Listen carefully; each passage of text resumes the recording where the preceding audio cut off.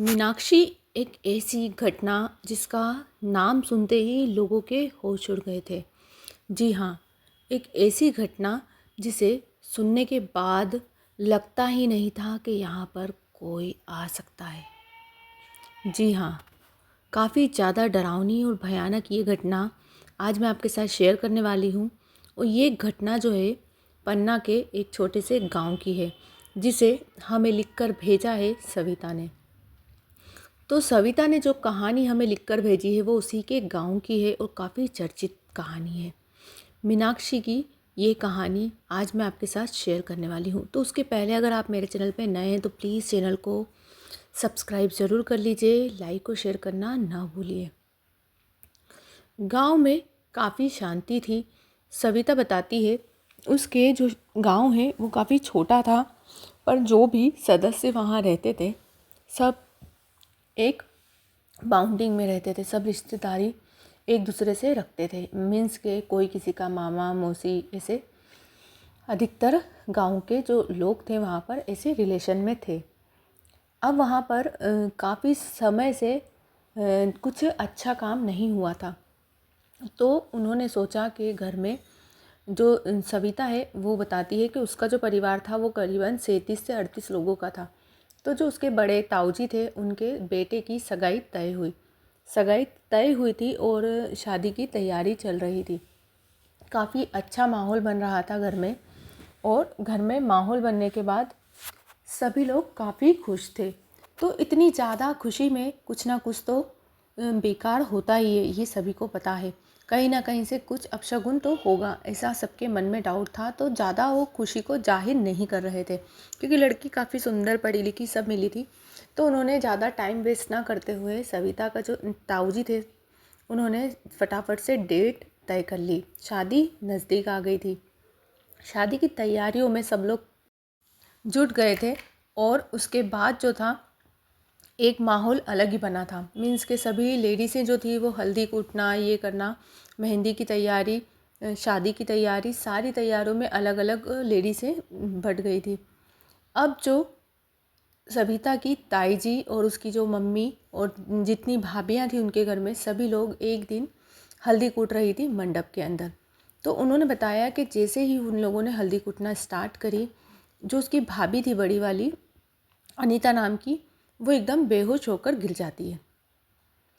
अब अनीता को इतना ज़्यादा घबराहट होती है और बेहोश हो जाती है कि उसे कुछ समझ नहीं आता। वो बताती है कि मतलब वो खाना खा के बस बाहर आई थी और वो बेहोश होकर गिर गई। अब उसे होश में लाया जाता है, सब कुछ होश में लाया जाता है, और उसके बाद उसे थोड़ा सा पूछा जाता है कि तुम्हारे साथ हुआ क्या। तो उसने बताया कि एक ज़ोर से चक्रा आया और उसके बाद मुझे कुछ समझ नहीं आया, वो बेहोश हो गई। फिर थोड़ी देर बाद उसकी जो चाची थी वो भी कपड़े धो रहे थे, और ऐसे ऐसे करके उसने बताया कि उसी दिन में कम से कम हमारे घर की 9 से 10 लेडीज़ें इसी तरीके से बेहोश हो गई। उसके ताऊजी को लगा कि अब तो कुछ गड़बड़ है।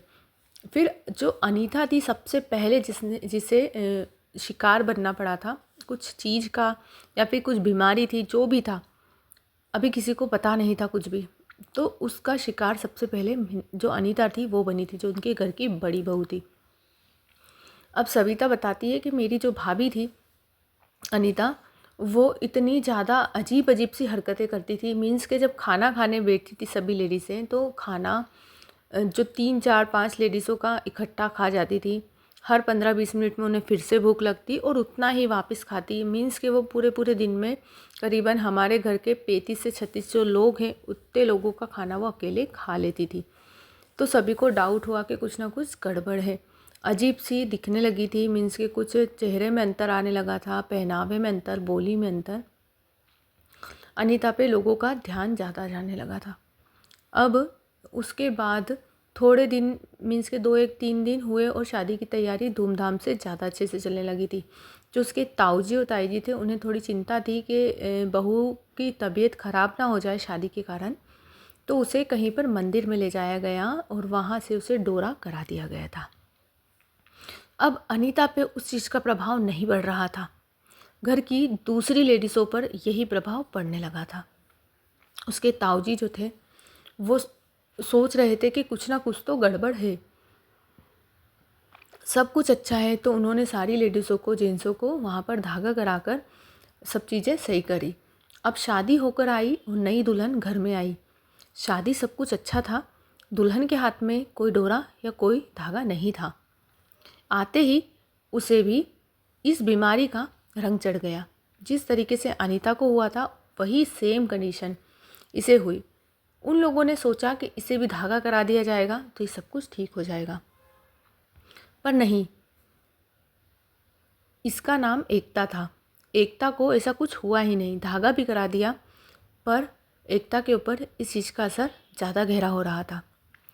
गहरा होते होते वो इतनी ज़्यादा बीमार रहने लगी, घबराहट होने लगी, हर जगह बेहोश हो जाती थी, अजीब हरकतें करने लगती थी। तो उसकी ताई जी ने कहा कि इसे तो शादी के पहले की ही बीमारी होगी, ये जब भी इस तरीके से कंडीशन में आ रही है, मीन्स के चलते चलते बेहोश हो जाती है, इसे अजीब अजीब सी हरकतें कर रही है। ये कर वही रही थी जो अनीता करती थी, पर इसके ऊपर वो धागे का असर ना नहीं हुआ। तो उसकी जो ताई जी थी उन्होंने सोचा कि ये शादी के पहले की इसे कुछ हवा वगैरह लगी हुई है। तो उन लोगों ने उसे अपने पीहर पहुंचा दिया।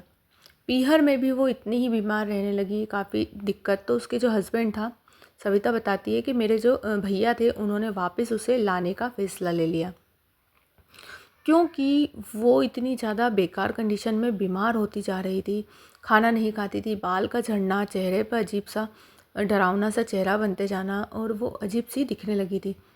तो उसका वज़न भी काफ़ी जल्दी जल्दी गिरने लगा था। अब उसकी जो सासू माँ थी उन्हें भी ये शक था, पर उसके जो ताऊ जी थे उन्होंने और उसके हस्बैंड ने वापस लाने का फ़ैसला करा। 6 महीने बीत चुके थे शादी को, उन्होंने फिर से अब उसे घर लेकर आए। जब उन्होंने किसी तांत्रिक को बताया तो उसके बाद जो खुला राज, उसके बाद तो सभी हैरान हो गए, क्योंकि उस गांव में इतना बड़ा हादसा अभी तक किसी को पता नहीं चला था। जी हाँ, और वही हादसा इनके ऊपर भारी पड़ रहा था। जी हाँ, मीनाक्षी का हादसा अभी किसी को नहीं पता था, पर हाँ अब उसका राज खुलने वाला था। जी हाँ, एक लड़की मीनाक्षी इसी गांव की थी। उस गांव की लड़की की यहाँ पर डिलीवरी होने वाली थी। एक गांव है छोटा सा, सभी को पता है, उसमें कितने लोग रहते हैं ये भी सभी को पता चल जाता है, पर ये बात कैसे राज रह गई किसी को नहीं पता। जी हाँ, छोटे से गांव में एक लड़की डिलीवरी के लिए आती है, मीनाक्षी नाम की। उसकी डिलीवरी के टाइम डेथ हो जाती है। डेथ होने के बाद उसके जो ससुराल वाले रहते हैं और उसके पियर वाले, उन्होंने उसकी अस्थियां जलाई तो सही, पर उसे वहीं गटर में बहा दी। उसकी आत्मा को शांति नहीं मिली, क्योंकि उसका तो छोटा बच्चा भी था, और उसकी जो तबीयत ख़राब हुई थी वो उसके ससुराल वालों की वजह से हुई थी। मीन्स के उनके परेशान करने की वजह से, खाना ना देने की वजह से। तो वो पहले ही काफ़ी ज़्यादा नेगेटिव थी, अंदर ही अंदर कलपती थी वो। और उसके बाद उसकी जो मृत्यु हुई, उसके बाद वो अजीब सी एक आत्मा बन गई थी। उसने सभी को परेशान करा, और जो एकता थी, जो नई दुल्हन थी, उस पर इसलिए ज़्यादा प्रभाव पड़ा, इन लोगों पे कम इसलिए क्योंकि यहीं के गांव के थे, और वो अगले गांव से आई थी, तो उस पर ज़्यादा इसका प्रभाव पड़ा था, वो उस पर ज़्यादा असर डाल रही थी। और नई दुल्हन थी, हल्दी लगा हुआ शरीर था, तो उस पर ज़्यादा उसके जो तंत्र शक्ति थी वो ज़्यादा प्रभाव डाल रही थी। अब एकता जो थी वो काफ़ी बीमार होने लगी थी। तो जब मीनाक्षी की बातें सभी को पता चली कि मीनाक्षी है जो यही सब कर रही है, तो फिर उसका इलाज कराया गया और उसकी शांति कराई गई, उसकी आत्मा की शांति कराई गई। पर करीबन 10 साल तक उसने उसी गांव में सभी लोगों को काफ़ी परेशान करा। वो तैयार होकर घर से नहीं निकल सकती थी लेडीज़ें, कुछ खाकर, मीठा खाकर भी बाहर नहीं निकल पाती थी। अगर निकलती थी तो मीनाक्षी के चपेट में आके तुरंत बेहोश हो जाती थी।